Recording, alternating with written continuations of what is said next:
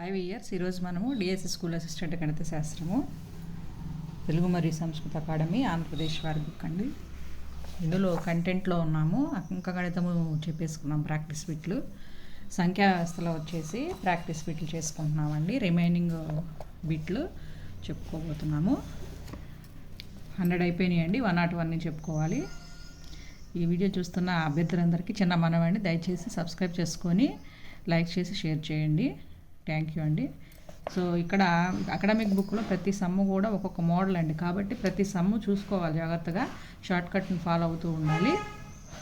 ఏ sum తీసేయడానికి లేదు. కాబట్టి ఎన్ని బిట్స్ ఇచ్చినా కూడా అవన్నీ ప్రతి ఒక్క బిట్టు చేసుకుంటూ వెళ్తున్నాము. ఏది స్కిప్ చేయకుండా చూడండి.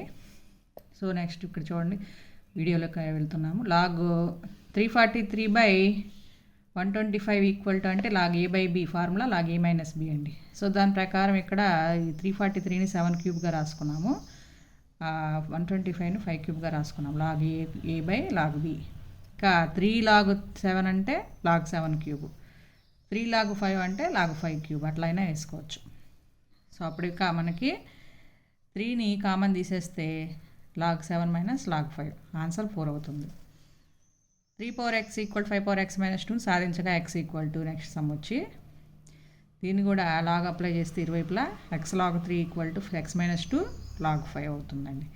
సో దీనికి ఇక ఎక్స్పాండ్ చేస్తే x log 5 + 3 log 2 - 2 log 5 అవుతుంది. దాన్ని ఇటు తీసుకొస్తే x వాల్యూ వచ్చి మనకి 2 log 5 బేస్ 10, ఏమి లేకపోతే లాగ్కి బేస్ 10 ఉంటుందండి. log 5 బేస్ 10 - log 3 బేస్ 10 అవుతుంది. Next 2 log 5 + ½ log 10 9 - log 3 = log x అయితే x విలువ అన్నారు.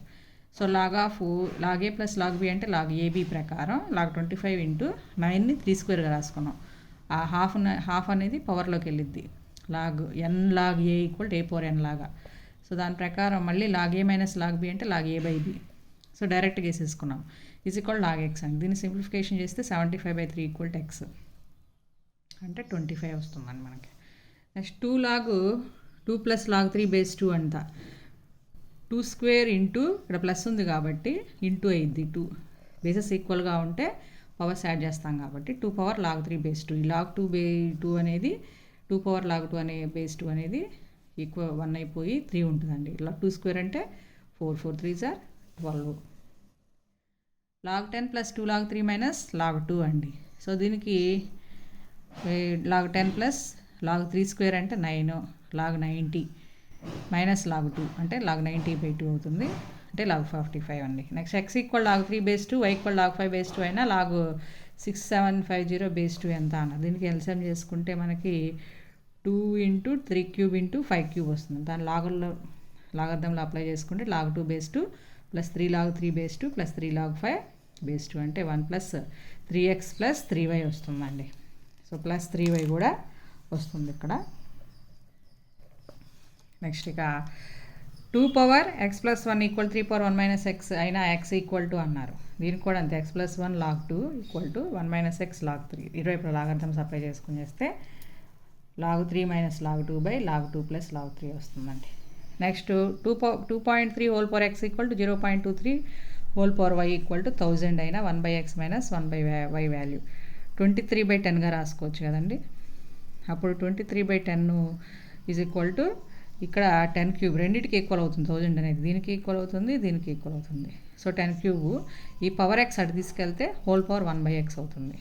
అలా వేస్తే 23/100 కూడా హోల్ పవర్ 1/y అవుతుందండి. ఈ రెండు మనము ఇక ఈక్వల్ కాబట్టి LHSలో RHSలో కూడా ఈక్వల్ చేసేసుకొని తర్వాత మైనస్ చేస్తే 10³ 10^3/x - 10^3/y ఆ వాల్యూస్ వేస్తే 1/2 వేస్తే 1/2 వేస్తే మనకి ఈ విధంగా వస్తుంది. 10^3 of 1/x - 1/y = 10^1 వస్తుంది.